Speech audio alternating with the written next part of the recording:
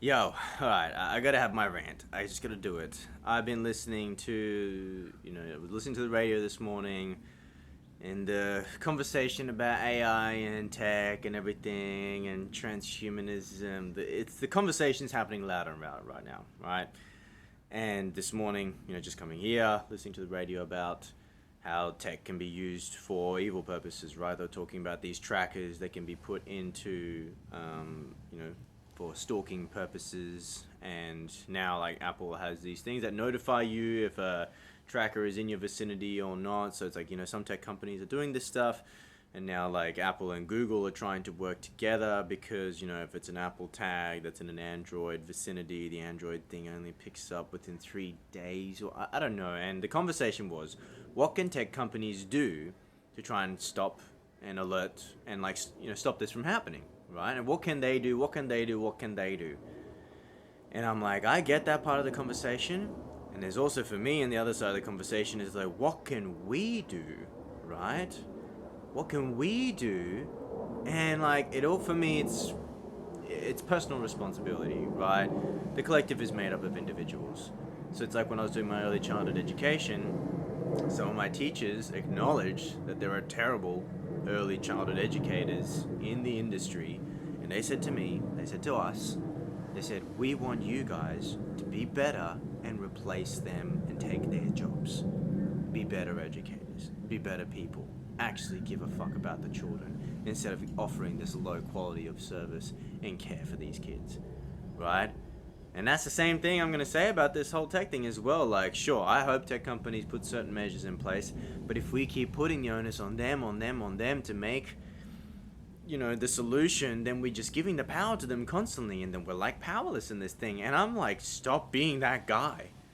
Don't be that person that puts a tag in someone else's purse and is stalking somebody. That's just like lack of, you know, obviously self-love, self-care. There's not enough, communication from that person. They are unable to do certain things for themselves. They're not integrated properly. They don't have probably a good social circuit, and maybe good family, good relationships, and they have to resort to that sort of thing. So it's like, and that person was once someone's child, right? And that's probably comes from some sort of transgenerational trauma thing, or trauma happened in their life. They probably didn't get support in their life, right? So this longitudinal thing of like, yes, we try and stop being that person, and we're going to start having children. So when you're with your kids, be with your kids, educate your kids.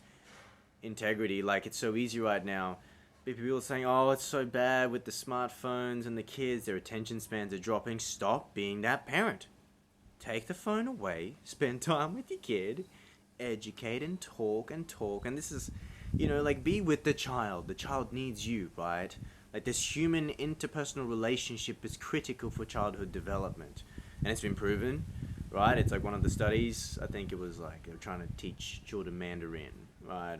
And one of them, this is paraphrasing, it's not going to be perfect, but I think one of the cases was someone was physically there talking to the child in this other language, and the other one was someone had a video and audio of, I think it was Chinese Mandarin they were learning, and the other one was just audio that they were hearing. And then in the first case, the child actually learnt new lexicons and stuff, and in the other two, the child almost learnt nothing. So yes, you can incorporate technology into the learning sphere and everything, but I truly believe, and I still stand strong on this foundation, that this person to person, this is where growth really happens, and the magic and marvel of growth really happens here when we are being personal with each other. That this relationship, physically being with each other, is so deep, right? And that can't be replaced with technology. People think it can be. People think we can just be zooming our whole life, or we think we can go into the metaverse and have avatars. And I'm like, I enjoy technology for what it's worth, right? But at the same time, it cannot replace so much of life. It cannot replace so many things. And everyone's saying, oh, inevitably it's going to be better. Everyone will be better. You've got to be plugged in. If you're not, then you're going to be left behind. I think that's a bullshit conversation. Sorry. I don't think it's bullshit. I just think it's missing a very important element of spirit, life, human interaction, humans engaging with life. Maria Montessori would always be very adamant about the hand brain relationship for childhood development. Children learn with their hands. That's why so much of the Montessori equipment is playing with things with their hands, and that's teaching principles inside of them, right? So if you're just constantly learning through digital screens and abstract concepts, probably they're not going to learn as well with children as they were much more hands-on, because the wiring of those networks was just so much more practical, right? I'm not saying technology is not going to play a part in our future, but I'm just ranting here because people were, I'm sorry, this is just rant, but you know, in the news they were talking about how, and now there's these, you know, the smart fridges and like the smart vacuum cleaners that have cameras, and these cameras can be accessed, you know, and what are the tech companies gonna do to stop that from happening, you know, like the stalkers or a unhealthy relationship. And I'm like, yo, you put a goddamn smart vacuum cleaner in your house, right? Because maybe you didn't want to just vacuum your house yourself. Okay, there's a cost. Cause and effect. There is a cost you pay for a certain level of ease and comfort in your life. Now this is going to be this great question and the great debate of how much are you going to sacrifice ease and comfort of getting away of these simple tasks in your life and kind of relaying it and offsetting it to technological things. And then how much reliance are you personally going to allow in your own life, right? How much are you going to suffer if the grid goes down? Or how much are you going to allow this into your life, right? Everyone talks about the inevitability.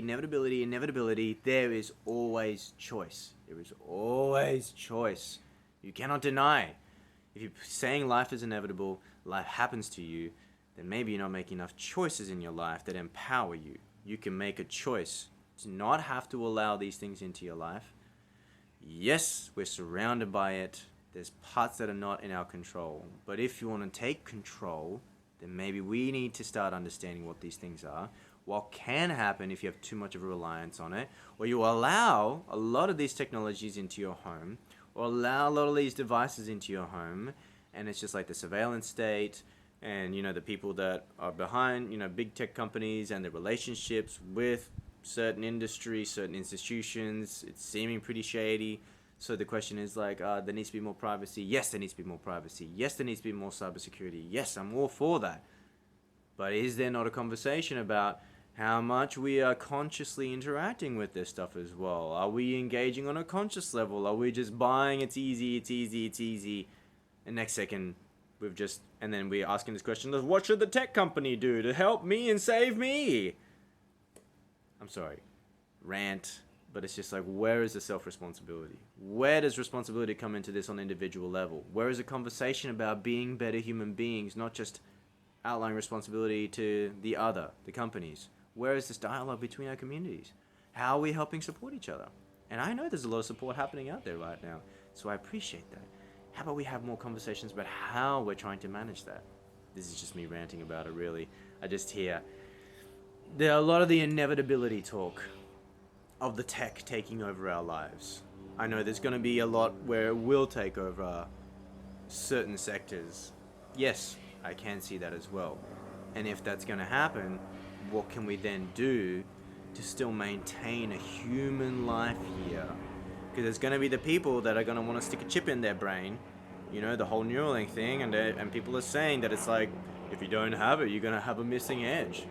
Is that really the way to more intelligence? Is like being able to access the internet quicker and quicker? And is that information that we're accessing true knowledge and wisdom? Like, is it like if you know an answer to a question on a page, does that make you smarter? Are you more tuned in truly? You know, so this is this thing of like, what is it being smart? What is it to be in touch? What's more important, right? It's a values question as well. It's sort of like an integrity question. It's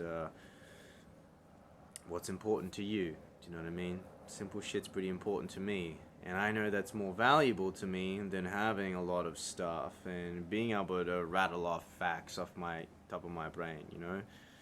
I may not be the smartest guy in that field, but I know what's valuable to me. I know what gives me joy, what gives me life, and it doesn't. A lot of it doesn't come from me engaging with the tech. Like the tech helps.